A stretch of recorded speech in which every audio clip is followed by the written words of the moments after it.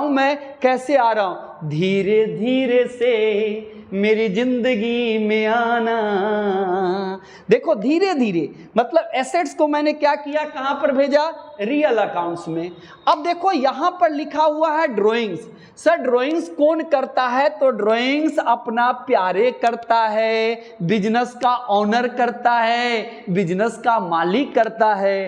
तो अगर बिजनेस का ऑनर अगर पर्सनल यूज के लिए पैसा निकालेगा तो वो ड्राइंग्स पर्सनल अकाउंट्स में आएगा। तो देखो मैंने हर एक चीज को यहां पर बताते हुए चल रहे हैं कि कैसे कैसे कैसे आएगा। अब आता है कि सर एक्सपेंसेज। देखो एक्सपेंसेज किस अकाउंट से रिलेटिंग होगा, नॉमिनल अकाउंट से। किस अकाउंट से होगा, नॉमिनल। सर नॉमिनल अकाउंट्स क्या है एक बार मुझे बता देंगे जरा।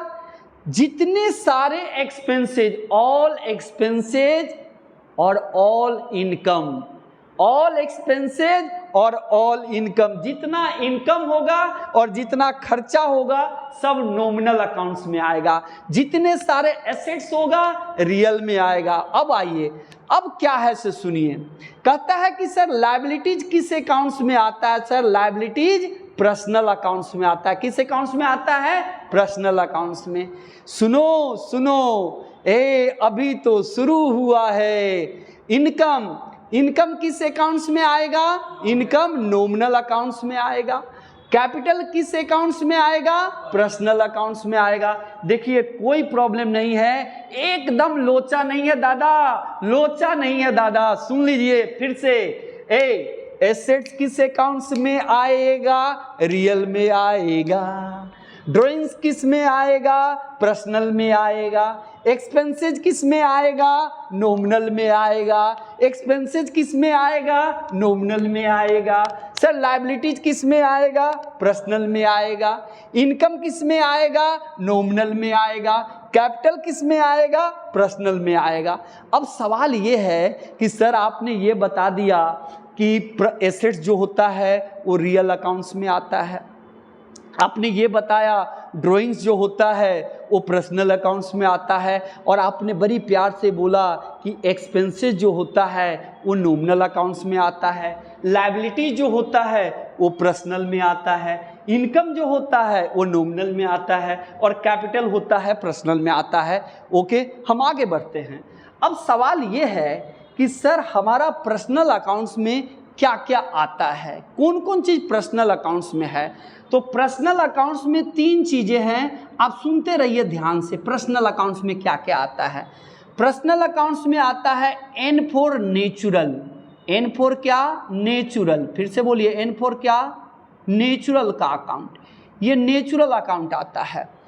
और बोलता है कि और क्या आ सकता है, तो sir N for natural. N for क्या, नेचुरल। आर फॉर क्या, sir A for artificial. A for क्या आएगा, artificial. A for artificial, artificial का अकाउंट आएगा, आर्टिफिशियल आएगा। और आर फॉर क्या आएगा, रिप्रेजेंटेटिव आएगा। क्या आएगा बोल तो, रिप्रेजेंटेटिव। तो आर फॉर क्या आएगा, representative.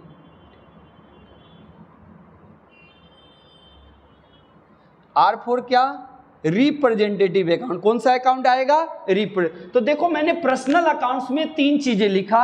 N for natural, personal में 3 चीजें, N for natural, A for artificial, A for क्या, आर्टिफिशियल, और आर फॉर क्या, रिप्रेजेंटेटिव। अब मैं आपको ये समझाता हूं कि पर्सनल में कौन कौन से चीज आएगा। जैसे मैंने बोला कि ड्राइंग्स आएगा, लायबिलिटीज आएगा, फिर मैंने बोला कि सर कैपिटल आएगा। तो देखिए सुनिए, सर नेचुरल है क्या। पर्सनल अकाउंट्स कहता है कि देखो अगर मैं नेचुरल हूं तो मुझे तुम पर्सनल में डाल दो, अगर मैं आर्टिफिशियल हूं तो मुझे पर्सनल में डाल दो। कितने प्यार से बोलता है, प्यार से बोला न रे कि पर्सनल नेचुरल होगा तो पर्सनल में मुझे डाल दो, आर्टिफिशियल है तो मुझे पर्सनल में डाल दो, अगर मैं रिप्रेजेंटेटिव हूं तो पर्सनल में डाल दो। सर बच्चे को ये बताइए ना कि नेचुरल है क्या, आर्टिफिशियल है क्या, रिप्रेजेंटेटिव है क्या, पर्सनल में कैसे आएगा, सब बताइए जरा। पिक्चर अभी बाकी है दोस्त, धीरे धीरे ही तो प्यार को बढ़ाना है सर। अब आते हैं, सुनते हैं कि नेचुरल में क्या क्या आएगा। सर किसी ने डेटर उधार सामान बेचा, किसी ने क्या किया, उधार सामान बेचा। सर उधार सामान बेचा तो किसको बेचा, किसी व्यक्ति को बेचा, किसी पर्सन को बेचा। तो जिसको हम उधार सामान बेचेंगे वो मेरा डेटर्स होगा। अकाउंट्स में ये सबसे बड़ी इंपॉर्टेंट बात हम आपसे कर रहे हैं। अगर हम किसी व्यक्ति को उधार सामान बेचेंगे वो मेरा डेटर्स होता है, जिसको प्यार से हम लोग डेब्टर्स बोलते हैं। डेटर्स, डेटर्स क्या बोलते हैं उसको, डेटर्स। और डेटर्स को हम लोग देनदार बोलते हैं, हिंदी में क्या बोलते हैं, देनदार। देनदार वो होता है जिसको हम उधार में सामान बेचते हैं। अगर मैं किसी को उधार में सामान बेचा वो मेरा डेटर्स है। इसका मतलब है, सीधा क्लियर बोलिए ना सर, कि जिस व्यक्ति को उधार में सामान बेचेंगे, जिससे मुझे कुछ मिलने वाला है, मिला नहीं है, वो मेरा डेटर्स होगा और डेबिट होगा। आगे बढ़ता हूं सर, और क्या हो सकता है। सर हमारा क्रेडिटर्स, हमारा क्या आएगा, क्रेडिटर्स। क्या आएगा बोलो, क्रेडिटर्स। सर क्रेडिटर्स जो है वो लेनदार है। क्रेडिटर्स कौन होता है, लेनदार। और लेनदार किसको बोलते हैं, जिस व्यक्ति से, जिससे आप उधार खरीदते हैं, जिससे आप उधार खरीदते हैं वो लायबिलिटीज होता है और क्रेडिटर्स होता है। देखिए मैंने आपकी लायबिलिटीज की बात किया, डेटर्स हमारा क्या है, डेटर्स। देखो डेटर्स हमारा क्या है सर, ये डेटर्स अगर हम रिप्रेजेंटेटिव की बात करें तो डेटर्स, यहाँ पर एसेट्स को लेकर हम बात करें तो एसेट्स को भी हम डेटर्स में रखते हैं, टेंशन लेने की जरूरी नहीं है। लेकिन अगर हम बात करें कि लायबिलिटीज में क्या है, तो लायबिलिटीज मेरा क्रेडिटर्स है, जो हम यहाँ पर लिखे हुए हैं। क्रेडिटर्स किसको बोलते हैं, जिस व्यक्ति से हम उधार खरीदते हैं, जो मेरा सप्लायर है, जो हमें गुड्स को सप्लाई करता है, उसको हम क्रेडिटर्स बोलते हैं। क्रेडिटर्स हमारा महाजन है, जिसको हम लेनदार बोलते हैं। और डेटर्स उसको बोलते हैं जिसको हम उधार में सामान बेचते हैं।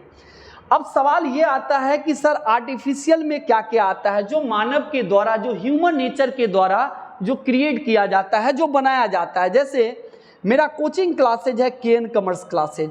सर ये केएन कॉमर्स क्लासेज क्या है, सर आर्टिफिशियल है। क्या है ये, आर्टिफिशियल है। केएन कॉमर्स क्लासेज क्या है, आर्टिफिशियल है। SBI, state bank of India, ये एसबीआई का अकाउंट किस अकाउंट्स में आएगा, आर्टिफिशियल में। तो देखो मैं आर्टिफिशियल बोल रहा हूं, है क्या, पर्सनल अकाउंट्स में। SBI, state bank of India किस में होगा, पर्सनल में। सर बजाज, रिलायंस, टाटा मोटर्स, ये सारा एग्जाम्पल किसका होगा, सर पर्सनल अकाउंट्स, पर्सनल में जाएगा लेकिन आर्टिफिशियल होगा। फिर से सुन लीजिए, नेचुरल में क्या क्या आएगा। तो नेचुरल में डेटर्स आएगा, क्रेडिटर्स आएगा, जिसको हम नेचुरल अकाउंट्स बोलेंगे। इसी के अंदर एक और है, मैं बहुत सारा एग्जाम्पल तो नहीं रख सकता हूं, लेकिन सुनिए, कैपिटल का अकाउंट्स। कैपिटल किसका बिजनेस में होगा, सर मालिक का होगा। कैपिटल किसका होगा, मालिक का। तो मालिक किस अकाउंट्स में आएगा, पर्सनल अकाउंट्स में आएगा। और कैपिटल किसी व्यक्ति का होगा, किसी ऑनर का होगा, इसीलिए हम लोग नेचुरल में डाले हैं कैपिटल। अच्छा आर्टिफिशियल में, और हम आर्टिफिशियल में नाम सुन लीजिए, रिलायंस हो गया, टाटा मोटर्स हो गया, बजाज हो गया, कोई भी कंपनी होगा या किसी भी ऑर्गेनाइजेशन से रिलेटिंग होगा तो आर्टिफिशियल में आएगा। और natural, debtors, creditors, capital, bank loan, bank overdraft, ये सारी चीजें नेचुरल में आता है। अब सवाल आता है कि सर आप यहां पर लिखे हैं रिप्रेजेंटेटिव, ये रिप्रेजेंटेटिव में क्या होता है।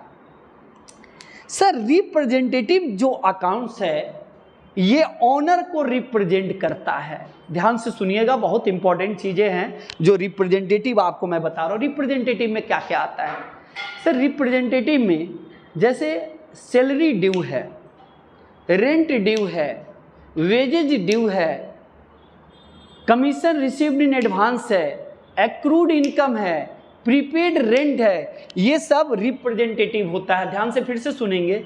सर रिप्रेजेंटेटिव जो आप बता रहे हैं वो थोड़ा सा समझ में नहीं आया, उसको और क्लियर कीजिए आप। अब सुनिएगा, आपके बिजनेस में स्टाफ काम कर रहे हैं और उसको दिसंबर मंथ का अभी तक आपने सैलरी नहीं दिया है। क्या मैं पूछना चाहता हूं क्या वो दिसंबर मंथ का जो सैलरी है जो अभी तक आपने पेमेंट नहीं किया है, क्या वो बिजनेस के लिए लायबिलिटीज नहीं है? क्या आपने लैंडलॉर्ड को अभी तक रेंट नहीं दिए हैं, वो आपके बिजनेस का लायबिलिटीज नहीं है? क्या किसी का कमीशन का पैसा ड्यू है, किसी का इंटरेस्ट का पैसा ड्यू है, वो बिजनेस के लिए लायबिलिटीज नहीं है? सर दिखने में तो लगता है कि सर वो खर्चा है, लेकिन खर्चा तो आप बता रहे थे नॉमिनल अकाउंट्स में आएगा, आप लिखे हो। नहीं सर, अगर कोई एक्सपेंसेज होगा रेंट पेड तो नॉमिनल अकाउंट्स में जरूर आएगा, लेकिन अगर आउटस्टैंडिंग लग जाए किसी भी नॉमिनल अकाउंट्स के पहले या बाद में, जैसे सुनिए आउटस्टैंडिंग सैलरी, मैंने क्या लिखा? Outstanding salary, outstanding salary, salary अभी बाकी है, आउटस्टैंडिंग सैलरी, सैलरी अभी बाकी है, स्टाफ ने अपना सर्विस दे चुका है, खर्चा हो चुका है, सैलरी देना बाकी है, रिप्रेजेंटेटिव होगा, पर्सनल अकाउंट्स में होगा। फिर से सुन लीजिए, अगर कोई भी आपके बिजनेस में अगर स्टाफ को पेमेंट अगर आप नहीं किए हैं तो वो बिजनेस के लिए लायबिलिटीज होगा। सर प्रीपेड, अब आइए प्रीपेड रेंट क्या है? प्रीपेड रेंट, इसका मतलब क्या होता है, इसका मीनिंग बताइए। प्रीपेड रेंट क्या है? सर प्रीपेड रेंट का मीनिंग होता है कि खर्चा अभी हुआ नहीं है, खर्चा होने वाला है और आप ड्यू डेट से पहले ही, बिफोर ही पेमेंट कर चुके हैं बिजनेस से। अब मैं आपको बताता हूं कि मैंने अपने लैंडलॉर्ड को एडवांस पेमेंट कर दिया, तो मैं अभी तक तो सर्विस तो लिया नहीं, अगर हम अगले मंथ का सर्विस लेंगे तो वो मेरा प्रीपेड जो रेंट है वो खर्चा हो जाएगा, और जब तक हम सर्विस नहीं लेंगे तब तक वो मेरा क्या होगा? एसेट्स होगा। तो देखो प्रीपेड रेंट को एसेट्स में जरूर ट्रीट करते हैं, लेकिन वो रिप्रेजेंटेटिव होगा, आप पर्सनल अकाउंट्स होगा। अगर कोई बोले कि सर रेंट, तो रेंट खर्चा है, तो खर्चा है तो नॉमिनल अकाउंट्स, लेकिन प्रीपेड लग जाए, किसी भी नॉमिनल अकाउंट्स के पहले या बाद में प्रीपेड लग जाए तो वो रिप्रेजेंटेटिव होगा और पर्सनल अकाउंट्स में आएगा। ठीक है, ये भी बात समझ में आ गया। अब आता है कि सर एक्रूड इनकम, सर इसका एक्रूड इनकम के बारे में सुनते हैं कि एक्रूड इनकम क्या है।